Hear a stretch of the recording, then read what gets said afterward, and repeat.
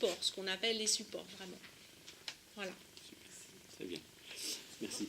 Ultime question, Nejla. Bonjour, messieurs, dames. On vous remercie infiniment d'être venus. Comment trouvez-vous l'idée de la réalisation d'un livre par les stagiaires de l'école des parents? C'est parfait. C'est parfait, pourquoi? Notre métier, c'est l'écriture. Et ce qu'il y a de dommage dans les journaux, c'est qu'une fois qu'on a lu le journal, peu le gardent. Alors qu'un livre, ça se garde dans une bibliothèque, ça peut rester des années. Il y a des sociétés entières qui ont disparu parce qu'elles n'ont pas écrit. C'est ça le problème. Et dans les cultures, par exemple, arabes, l'importance de l'écriture a structuré toute la société arabe. C'est pour ça qu'on sait comment ça se passait à l'époque. Aujourd'hui, par exemple, en France, il y a eu des Gaulois. Aujourd'hui, on sait à peine ou pas trop comment ils étaient. Les seuls textes qu'on a dessus, ce sont les Romains, quand ils sont venus de l'Italie jusqu'en France, ils ont dit « Ah ben les Gaulois, ils sont comme ça ». Mais ça se trouve, c'est pas vrai, puisque c'est eux qui attaquaient. Et voilà, eh ben, on ne sait pas véritablement comment étaient les Gaulois. Eh ben, c'est pour ça que votre action, il faut pouvoir l'écrire. Il faut que quelqu'un, dans 10 ans, puisse se dire « Ah, il y avait une classe, voilà comment ils étaient ».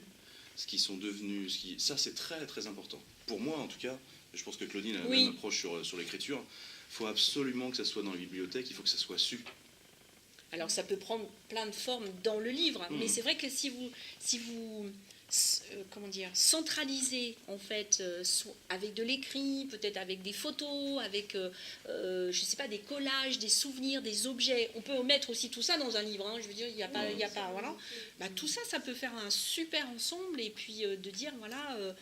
C'est un souvenir, c'est une trace de votre travail, de votre intégration, de vos progrès aussi peut-être, parce que si on passe par l'écrit, peut-être que si c'est un travail sur plusieurs mois, ben, il y a des gens qui vont avoir plus de mal au début à écrire, à exprimer ce qu'ils souhaitent, et peut-être que plusieurs mois après, à la fin du bouquin, si on décide à un moment que c'est la fin du bouquin, et bien là, on verra vraiment les progrès, des phrases qui seront de mieux en mieux écrites et tout. Et je pense que c'est super de pouvoir se dire aussi, c'est pas seulement un souvenir, c'est aussi quelque chose qui peut vivre et qui laissera une vraie trace à ceux qui seront après vous, ou quelles que soient les personnes qui regarderont ce livre. Parce que c'est pas seulement que pour vous, enfin que pour les autres, c'est aussi pour vous. Imaginez dans 10 ans quand vos enfants le liront, mais dans 20 ans quand vos petits-enfants le liront, et qui diront tiens, voilà, ça c'est comme ça que mamie elle était quand elle a appris, etc. C'est terriblement important. Savoir d'où on vient, ça nous permet de savoir où on va. Alors l'idéal, ce serait de faire plusieurs exemplaires, parce que comme vous êtes nombreux, est-ce que, voilà, je ne sais pas du tout la forme que vous allez y donner, mais est-ce que vous pouvez envisager d'en avoir tous un exemplaire, peut-être du même format, de la même façon, de pouvoir le reproduire à peut-être 10 ou 20 exemplaires? Ce serait l'idéal, j'imagine, parce que si on n'en a qu'un seul, alors qui va le garder, qui va le prendre, où est-ce qu'on va le poser? Je ne sais pas, forcément ça va être aussi peut-être un petit regret pour vous tous. Mais voilà, après, je ne sais pas du tout la forme que vous allez donner. Hein, pourquoi pas. On va essayer de le publier voilà. en quelques centaines d'exemplaires. Voilà, c'est vrai que ce serait l'idéal. Si ça peut être reproduit en plusieurs exemplaires, c'est vrai que c'est parfait. Enfin, je veux dire, si vous envisagez de faire ça, c'est vachement bien. C'est vachement bien. C'est notre idée. Très bien. Fadma. Bonjour, messieurs, dames. L'idée d'interviewer les stagiaires, car comme les concernés, relatif à l'impact de l'école dans leur quotidien, serait-il intéressant pour les journalistes? Évidemment. Il faut que les gens aient plus conscience de ce que vous êtes en train de faire. Il faut échanger. Il y a un mois, on était au conseil départemental. Un peu moins, à Cergy-Pontoise. Il fallait voir comment les gens étaient très intéressés par ce qu'étaient devenus les élèves, par exemple, de Mohamed, s'ils avaient réussi, quel chemin ils avaient pris, de montrer par l'exemple. Il faut prouver, montrer, échanger. Au contraire. C'est pas qu'un cours, c'est quelque chose qui peut modifier profondément votre vie, mais dont vous devez après irradier les autres. C'est tellement difficile ce que vous faites qu'il faut pouvoir le dire aux autres, que c'est possible, que ça peut changer la vie des gens. Et puis c'est en s'échangeant qu'on évolue soi-même et qu'on fait évoluer l'autre. Hein, que ce soit des recettes, c'est en mélangeant les épices de tel pays et les plats de l'autre qu'on a construit des plats. Ben, c'est la même chose sur les langues, sur les cultures. Donc ce sera enrichissant pour vous et enrichissant pour le journaliste. Après, il faut être conscient, quand même, que tous les journalistes, même s'ils s'appellent ou elles s'appellent journalistes, tout le monde ne s'intéresse pas à votre situation. Ouais, bien sûr. C'est vrai. C'est vrai. Je suppose bien, encore qu'un journaliste sportif, il aura peu d'intérêt de venir vous interviewer, mais peut-être qu'un journaliste spécialiste culture ou société sera plus intéressé par votre démarche. Mais c'est pas dit, parce qu'un journaliste sportif, il est d'abord journaliste. Et seulement après, il sera spécialisé dans le sport. Donc, il faut aussi garder ça dans la tête. Un journaliste, il est journaliste. Point. Après, oui, il peut être spécialisé économie, société, sport, langue, enfin, musique, peu importe. Il est quand même journaliste. Et un journaliste, enfin, selon moi aussi, c'est que c'est quelqu'un qui s'intéresse à tout, qui doit s'intéresser à tout.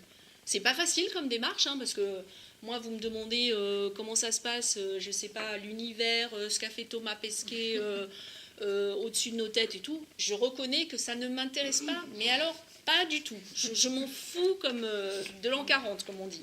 Mais quand même, je me dis, oui, quand même, il est allé dans la Lune, il est allé, il a tourné pendant, je ne sais pas dans la Lune, mais pardon, vous voyez, le main qui suit, mais il a tourné pendant je ne sais combien de jours autour de nos têtes, mais bon, c'est quand même quelque chose d'un peu particulier, ça a fait avancer la science. Bon, je me dis quand même, il faut que je fasse un effort. Bon, allez, mais alors que c'est pas du tout c'est pas ce que j'aime dans la vie, je ne m'intéresse pas forcément à ces questions-là. Mais quand même, je me dis, mon métier, mon cœur de métier, c'est quand même d'aller voir un petit peu ce qui se passe ailleurs, comment ça se passe, voilà.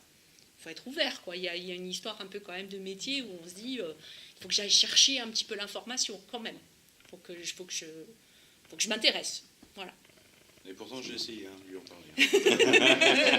Ça n'intéresse pas du tout. Oui, tu veux qu'on te parle de la physique quantique ou des mathématiques, oui, c'est ça, ouais. Parfait. Voilà. Très bien. Et qui termine notre interview? C'est bon. Ah, Alima. Si vous avez des idées à soumettre à l'école des parents, quelles seront-elles et quels sont vos derniers mots pour nous? Alors, des idées liées à l'école des parents, alors je ne sais pas.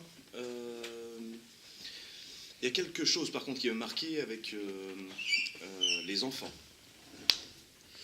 En lisant leurs poèmes aux enfants, il y a quelques années, et qui disaient, quand je disais dans les poèmes, j'ai une incroyable chance d'être en France. En France, je peux m'habiller comme je veux, je peux penser, je peux dire ce que je veux. Je rêvais, en fait, que d'autres enfants puissent les lire.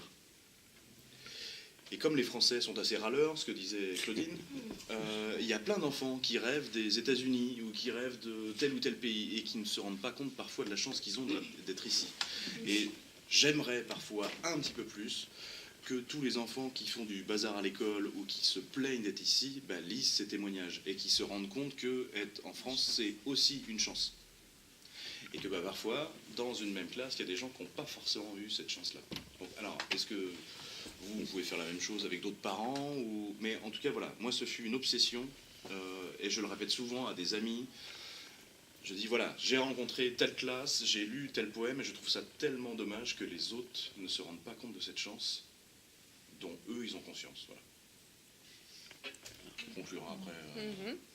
Ça me paraît bien. Bon, très bien. Et le dernier mot, je sais pas quoi dire. On va reboucler la boucle avec ce que Restez vous disiez curieux. au début. Ouais. Restez curieux, c'est extrêmement important. N'oubliez pas qu'une très grande partie du racisme, c'est la méconnaissance. C'est quand on ne sait pas comment est l'autre. Alors du coup, on est un peu raciste, on se méfie. Oh mon Dieu, ils doivent être comme ça, ils doivent être comme ça. Eh bien justement, apprenez de la France, mais apprenez aussi aux autres ce qu'est votre peuple. Ça, c'est important. Il y aura moins de racisme, il y aura moins d'incompréhension. Voilà, il faut que ça soit un échange tout le temps. Et une culture ne s'arrête pas. Une culture, elle bouge tout le temps. Et donc, il faut participer à ce mouvement. Plus facile à dire qu'à faire, hein, mais bon. Ah oui. Faut essayer. Voilà. Mais c'est vrai que c'est un peu tous les jours. On suppose aussi que vous rencontrez plein de Français tous les jours dans vos questionnements, dans vos rapports avec l'école, avec les enfants, avec les administrations. On sait aussi que c'est pas toujours très facile, hein, qu'il y a aussi un regard qui n'est pas toujours très ouvert. Mais voilà, c'est aussi là, il y a un peu des paris quand même, il y a des choses qui se construisent, il y a des relations qui se font, il y a des cloisons qui tombent. Voilà, c'est un peu tous les jours, tout le temps, et c'est vrai que ça s'arrête jamais, parce qu'on aura toujours, comme je dis, quelqu'un qui est mal luné, qui regardera votre façon de vous habiller, votre façon de parler, peut-être vos difficultés à vous exprimer à un moment, et qui ne verra pas du tout l'utilité, l'intérêt de vous aider, qui voire même vous enfoncera. Mais voilà, il faut aussi, redresser la tête et puis avancer. Voilà. Et puis parfois, on peut vexer sans le savoir. En Thaïlande, mettre la main sur la tête d'un enfant, c'est lui voler son âme. Oui, mais ça, si on ne le sait pas. Donc c'est aussi à vous de pouvoir dire que tel et tel élément, ça vexe. Une petite histoire que je vais raconter un jour à Mohamed. J'étais dans un bar et il y avait un monsieur au bar qui refuse de payer et qui s'en va du bar en disant « Je te payerai pas, sale arabe ».